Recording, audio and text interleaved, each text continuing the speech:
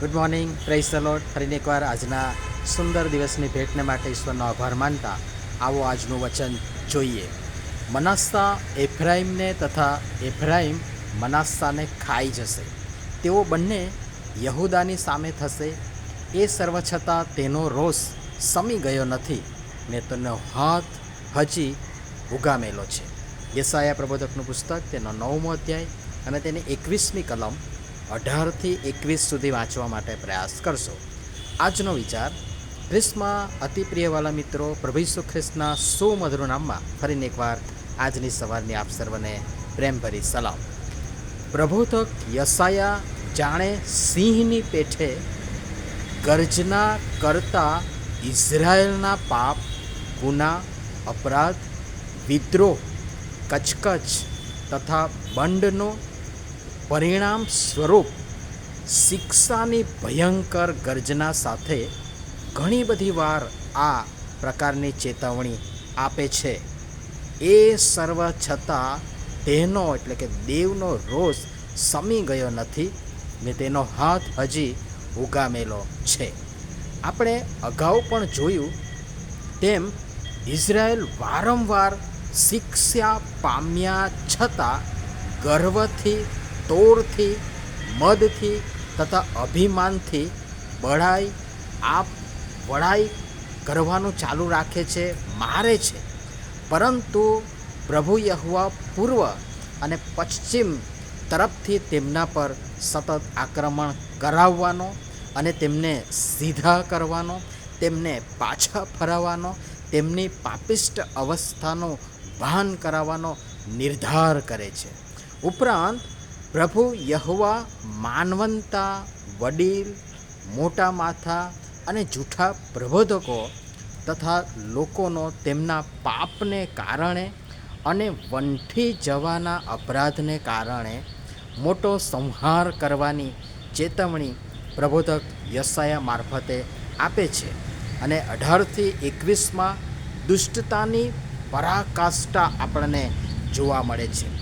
વિપુલ, ભરપૂર, વ્યાપક પ્રમાણમાં દુષ્ટતા, પાપ, ભ્રષ્ટતા, પાપાચાર, અનીતિ, અનૈતિકતા, અન્યાય, ખૂંચવી લેવું, પડાવી લેવું, ભાઈની વિરુદ્ધ એકબીજાનું ખાઈ જવું વગેરેના કારણે મતભેદો વધ્યા છે, મન મોટાવ વધ્યા છે.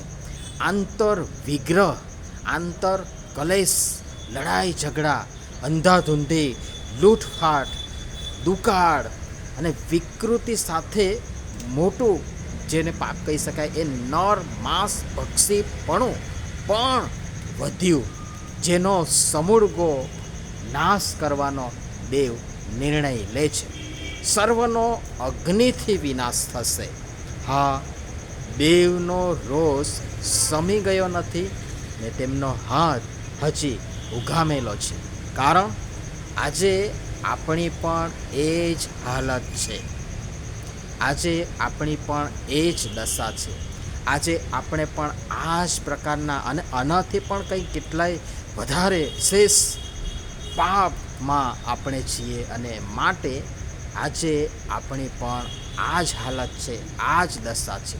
ઉપરોક્ત તમામ દુષ્ટતા, ભ્રષ્ટતાથી વ્યક્તિઓ, કુટુંબો, સમાજ ખદબદી રહ્યો છે.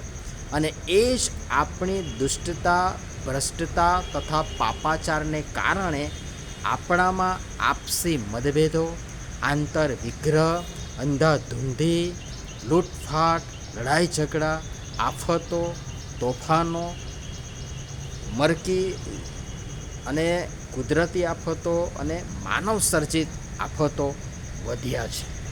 હા, ભલે આપણે નર ભક્ષી નથી, પણ એકબીજાનું અહિત કરીને, એકબીજાને નુકસાન કરીને, એકબીજાના આત્માને ઠેસ પહોંચાડીને એકબીજાનો શારીરિક, માનસિક તથા આત્મિક નાશ કરીને સીધી કે આડકતરી રીતે આપણે એ રીતે પક્ષક બન્યા છીએ. યાદ રહે, અગ્નિથી એ સર્વનો વિનાશ થશે.